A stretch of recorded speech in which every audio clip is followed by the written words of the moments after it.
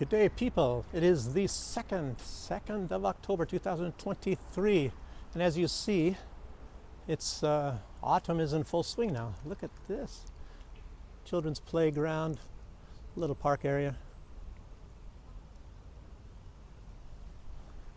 Well, look at this over here, British car. Let's talk about Great Britain, huh? Mini. Not that Mercedes over there, not the Suzuki, not the Volkswagen, not the Citroen French car. Hey, there's a Chinese car. But okay, let's stop talking about cars. Let's talk about, oh, now there's a Chevrolet. Anyway, yesterday it was announced by Great Britain that they are sending Typhoon fighters to Ukraine. Well, not to Ukraine, actually to Ukraine, but not openly. They're sending them to Poland. And it's supposed to be to protect Poland from the mean Russians. I don't know why all of a sudden now. Well, of course, they have a new defense minister, and is it that Russia is now threatening Poland? No. Well, you know how politics works. Nothing is really ever true, and the reasons they give are never the ones that for what they really want to do things, get things done. So you don't know what's going on with these politicians. So, but anyway, you already know what was said the other day, that they're going to send trainers, you know, to Ukraine to train Ukrainians how to fight, which sounds very strange, isn't it? I can bet you dollars to donuts that the Ukrainians, at least those ones that are experienced in battle, they know how to fight 10 times better than anybody in Great Britain, because they've been doing it, and the British haven't. So, you know, that remains very obvious, doesn't it?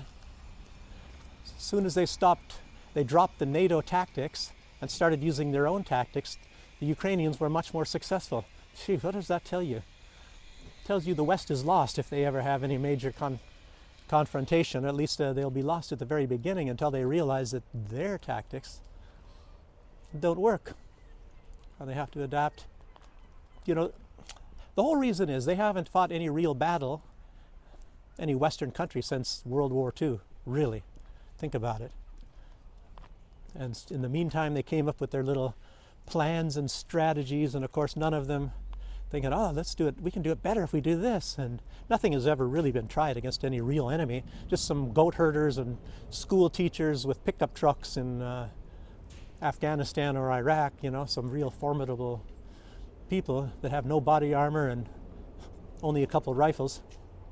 They were very successful then, weren't they? But anyway, you all know, just like what they told us in the Vietnam War, when they're sending people there as trainers, it morphs into something else. And as you know already too, there are already British soldiers in Ukraine fighting on the side of Ukraine. You know, no surprise there. If any of you are familiar with Mike Jones' channel, it's on his channel on Telegram. It's also called I, Earl Grey. And was it yesterday, or maybe it was last night. Anyway, he put on there copies of WhatsApp messages from some of his former colleagues in the British military, and in those WhatsApps, they are saying, and this goes back maybe a year ago.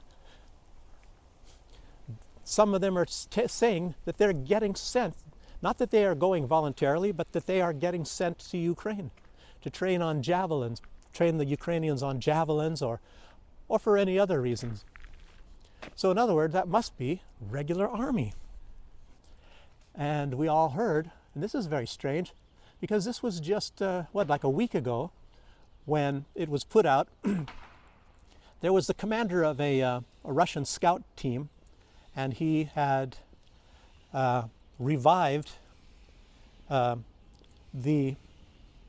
least one of the people that were involved in operating a Leopard tank. And it turns out that the first thing the guy said when he was revived, it says, "Nik Shisa, Nik Shisa." You've already all heard this anyway. But anyway, the guy said, that he was a German regular army person from the Bundeswehr, not some kind of a mercenary. So this is a regular guy sent there by the German government. Need I say more? And he said what unit he was in, and yeah, that he was sent there. So surprise, surprise. And what about that? Those U.S. soldiers, remember? Strangely enough, you know, when Russia bombed that pizza joint, you know, that's connected to a hotel, and they had people running around when somebody was filming it, trying to say how bad the Russians were. They were speaking English, and they had tattoos and things from the 101st Airborne and all that sort of thing. And they were even younger guys with military haircuts and the whole 9 yards. No, no, no, but the West is not involved in Ukraine, are they? No, they're not sending British there to train the Ukrainians on javelins and to fight. They don't have Americans. Gosh, how... And I've known this for a long time, way back in 2014. They have tapes, and it's even been on Russian television, when they're going up to interview people during the skirmishes in 2014, and some guy says, "Get that camera out of my face," in English. No, no, but he's a Russian. He just likes to speak English, I guess. I guess that's what it's all about, right? So, no, they don't have anybody there. Oh, come on, you know. When I was in the Army, we had people in my unit that were sent to Iraq, and they told me they were deep into Iraq long before Desert Storm started. So I didn't have to go. You know, sure, it would have been great if I have that in my past and I can sit around here bragging about it, but I didn't go. But people in my unit, they went, and they were storming bunkers and all sorts of stuff, and all the Iraqis were giving up. They just put their hands in the air and they surrendered when the Americans were coming in. They were very badly armed, and of course they had no chance, and they knew that, so they gave up. But anyway, there's no notice, you know. What about Polish soldiers? How many thousands and thousands? What about, even Scott Ritter was putting out that when he talks to people that are over there, Americans and whatnot, or who knows what, and they're talking about the chatter on the radio, most of it is in Polish. It's not in Ukrainian. Some is in English. Listen to this chatter. Sounds like something from the radio, doesn't it? I have to get away from the birds making all kinds of noise. I don't even know where I'm at, to be honest with you. I got off on the metro stop called Plosha Kubukolisa, and I actually didn't get off there. I'm near that metro stop. I got off on the Academy Navuk, which is the Academy of Sciences, and walked down here. Started my instruction in Russian today. So that's what it's all about. Oh, they also had, I have to add that, Zelensky was on 60 Minutes, I guess, and I guess this was from Sunday. Oh, look at this, a pear tree. I'm seeing pears on the ground. Well, let me show you this. It's like they're dropping.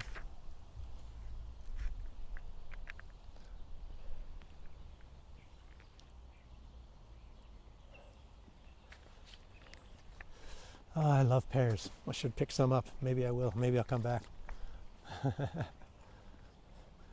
Anyway, Zelensky was on 60 Minutes, and you can't believe the performance. You have to see that. It's a propaganda performance like you would never believe, talking about old, you know, grandmas that can barely walk, and a pregnant lady coming up, and all those mean Russians, and they said, you know, and they say bloody and illegal invasion and all that kind of stuff like that. And that they even said, you know, the usual, Putin is Hitler, Putin is the Hitler. All the usual stuff you see when the United States has an enemy. The enemy is always Hitler. So, but you know, as you all know, I mean, gosh, the Ukrainians, they have a perfect right to bomb all those people in Donbass for 8 years and kill 1,400 of them. And the media has the perfect right never to report on it. And if they do, they say that the Russians would do it. I mean, everything that the Russians are suffering, they're now saying that the you know, that Ukrainians are suffering that. It's incredible.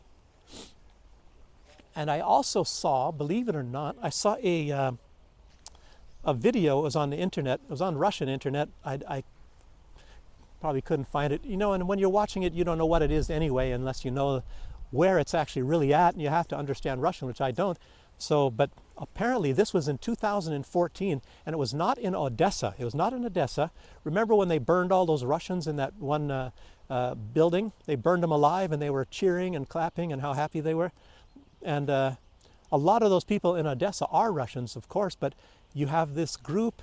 This was a planned takeover in Odessa, and it was also a planned takeover in Mariupol, because this tape was done in Mariupol, and it was the same thing. And what happened in Mariupol, because in this tape they're talking about it, and I don't know if this was just recently released or if it was something they released, you know, a while ago, maybe many years ago.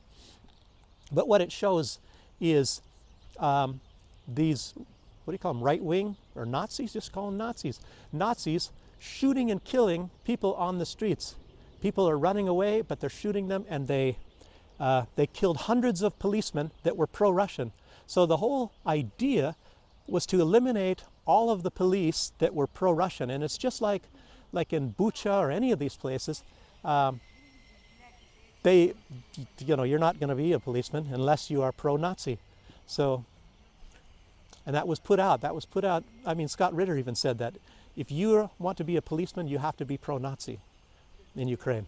So that's what that's all about. Also, they're talking about this money. That's one of the strangest things. You all know that from a couple months ago, they're talking about the United States so far has sent 113 billion US dollars to Ukraine. But isn't it strange right now when the budget debate and all that is coming up that it's now all of a sudden magically 70 billion? So what happened to all that other money?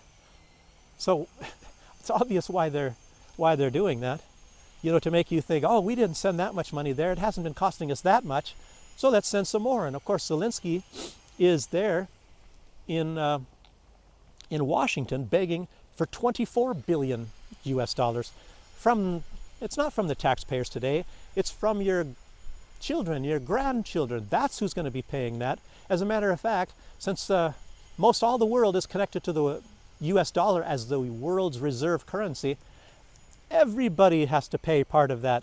And I've even seen some kind of a, and it's apparently true, that all these wars that America fights is all free. It's all free for the government because everybody else has to pay for it. They're not paying for this. This is money used because the US has the world's reserve currency. So they don't pay anything for any of these wars. It's everybody else that's paying for it. Everybody in the world, particularly the American taxpayers. It's incredible. There's ways that they can figure that out and show it to you on paper, but that's why they spend with reckless abandon. And this money, obviously, it goes into the pockets of the, what you call the military-industrial complex, you know, which is the weapons makers, the politicians, you know, they get the kickbacks from approving all this stuff, approving of the wars and all the spending, and who knows what not. And guess what? A guy named Volodymyr, he gets a lot of this money too, you know, as he gets some houses. So he's going right now. The latest one, because he needs this big kickback, and I guess maybe before the winter sets in, because it's not, I don't think it's going to work begging for money for an offensive when the winter is here, because nobody's going to be really moving so much. It's not really going to, there's not really going to be much going on militarily, well, not with movements of troops in the winter time. So magically now we have the October offensive or the fall offensive, the autumn offensive. So he's now trying to get 24 billion for that offensive. You know, as you know, there's not going to be any offensive. If there's going to be an offensive, it's like all it is going to be is just they're just going to send about a couple thousand so that the numbers look really bad, that Ukraine is losing more and more people on one hand, and then on the other hand, they're winning. It's very strange how they do this. Very strange, all this propaganda, how this works. So it's costing all these lives, but at the same time they're winning. And whatever, I don't, you figure that one out. I haven't really got it figured out. But all those other ones didn't work, and now that they're completely decimated, and Poland is not trying to send these weapons through, at least not at the moment. Only the weapons that they had promised and made deals for sending through. It's because of, the problems that Ukraine is now having with Poland, with the grain deal thing, and I don't know. That's a whole nother story. Y'all probably know about that. So they're not going to be sending the weapons through, or apparently not. I don't know, but they probably are. Some, I'm not there. And whatever you hear in the news doesn't necessarily mean it's true anyway. So apparently they're not sending any weapons through at the moment, so unless it's Abrams, I don't know, because they agreed to send Abrams. Anything that is not agreed upon, but don't believe that anyway. That's I don't know. So anyway, it never worked before, all of these offensives, and now he's got even less troops. He's got less equipment, actually, with at least a threat of less equipment coming because of what Poland said. So he needs 24 billion. And it's like, well, what is that all about then?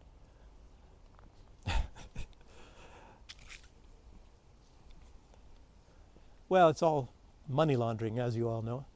And old Vladimir Zelensky, he's going to get his take out of it. As you know, he's probably one of the world's richest politicians right now. Isn't that incredible? He must be doing a great job. If you're earning that kind of money, normally getting more money means you're doing a really good job. So I guess that's what that's all about. Is that right?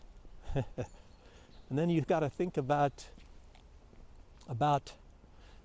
how many people that he's sent to their deaths.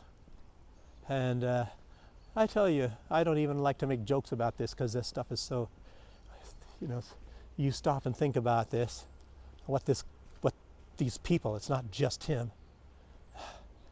How can you go around acting like this and doing these things when you're sending all these people to their deaths, and then you get up there and use your acting ability and say how sorry you feel for them and the grandmas, some that can barely walk, and the pregnant girls or something, and all this kind of crap, when you're the one that's actually responsible for killing all these people. The old grandmother's son was killed by him. The pregnant girl, her husband was killed by him. Oh, but it's the Russians at fault. The Russians are at fault because they should just let their country get threatened. Even back in 2014, I remember Tymoshenko, and she wasn't prime minister at that time. I think she was running. I think that's when she was having her fake, she's actually not an actor, but she's an actor. I think she was running around in the wheelchair at that time, with her Princess Leia hairstyle kind of thing, adaptation. And, and then they had audio recordings of her saying that she also wants to drop a nuclear bomb on Moscow. How many times have the Ukrainians done that? And they raised these people, and that was also put out by Mike Jones, and Ira Gray, and I think other people have put it out. They raise these people from the time they go into school to believe that all their problems, whether they have the problems or not, everything was caused by Russia, the evil Russians. And they're the most advanced civilized people on planet Earth, except for the fact that the Russians have been putting them down for their entire life. They started when they're 5 years old, when they go into school, telling these people that. And that's one reason why you see all this crazy stuff going on. And guess what? Now they're Nazifying the entire world. That's why you saw what was going on in Canada. All these circus seals stepping up and clapping for a Nazi. But they said, this guy has been killing Russians for his adult. Yeah. Russians aren't humans. They're the Untermenschen. Yeah, that's cool. But Jews, oh no, let's run the other direction. Gypsies, oh no, whatever, But Russians are inferior beings, and they're having everybody look at the whole Parliament of Canada. That's why they were cheering. That is what they believed, that this guy was killing Russians, and that is something to be cheered for. Isn't that incredible? But no, they're not Nazis. I mean, is this incredible? Isn't this incredible? I tell you, I'm speechless. I don't really even know how to say this stuff. How could I put that more clearly? These people, let's just say, what we're experiencing now is the Nazification of not just Europe, we're experiencing the Nazification of the entire West. And they're making it just everyday thing for you, that it's okay to kill Russians. Dead Russians are a good thing. Isn't this incredible? I never really thought that humanity would continue to go in this direction when I thought it was finished after World War II. I thought everything was going to just get better, and now look at what it is. It's incredible, and it's probably even worse. Probably worse than it was in the close of World War II. Anyway, but just go ahead and, clap your hands or something when they're going to want to give old Zelensky another $24 billion of your grandchildren's money that it's not going to be earned for probably 50 or 100 years, because they're still paying off all the other bills and the crap, That's why you have, what is it, 33 trillion on debt. Just keep on spending. Just spend and spend and spend. Don't worry, the future generations are going to be paying for this. They're going to be paying for this, I don't know, 33 trillion. How much, think about it. How long is that going to take to pay that off? What are you going to be? That's going to be like 100 years from now. The last penny of that will be paid off 100 years from now. Oh, but don't worry, we owe it to ourselves. I don't know. I don't know what kind of crap they come up with. It's sickening. It's just sickening anyway. Let me see if I have some other good stuff here. I'm sure I do before I end. Oh, and I should say, I always forget. I'm not really stressing it. Subscribe right now. Push that button if you haven't already. Okay. Now let's go into a little bit more of this. I already said that old Zelensky's getting some more houses. He's probably going to get 4 or 5 mansions, at least 4 or 5 mansions when he gets that 24 billion. And trust me, they're not going to be moving very much in the wintertime. So a lot of that money, guess where that's going to go? Do you think it's going to be going to weapons that are just going to be sitting there and not being used? No. When it comes to be spring, he's going to ask for some more. He's going to ask for another 24 billion, if not more. So that's when that money comes in. That's when the weapon money comes in. But this money, it's going to be, of course, used to pay for some pensions and all that sort of thing. But that's not going to be that high. Ukrainians are flooding out of the country like there's no tomorrow. Do you want to sit there and go through all this? So guess what's going to happen? Maybe in the wintertime, there's heating plants are probably going to get bombed. Who knows? And I'll tell you what, the best thing for the Ukrainian people to get this over with as fast as possible is them to skedaddle, get the heck out of there, get out of Kiev. Sometimes I think that Medvedev, the hard approach is the better one, because otherwise this is going to be just dragging out for years and years, and people suffering for years and years. And I'll tell you, if you maybe hit hard fast, maybe you can get this over with. Maybe the West needs to get woken up a little bit. I don't know. I'm just putting out theories.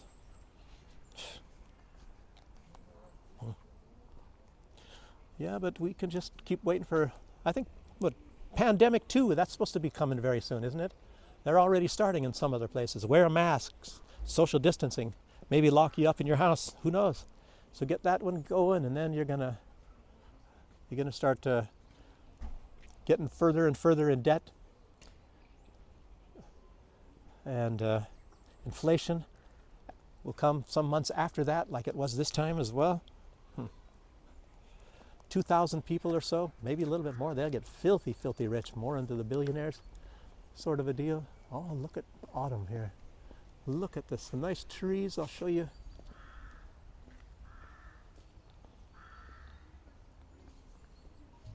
Is that U2, October? When the leaves are stripped bare of all they wear, what do I care? But, well, that's probably towards the end of October. Yes, indeed. So it's October. I don't even know where the heck am I. Some kind of, I'll show you a little bit over here. Big old apartment building kind of right there. Let's see, what's going on here? Well, maybe all I have to say is, can we expect an October surprise? I sort of think so.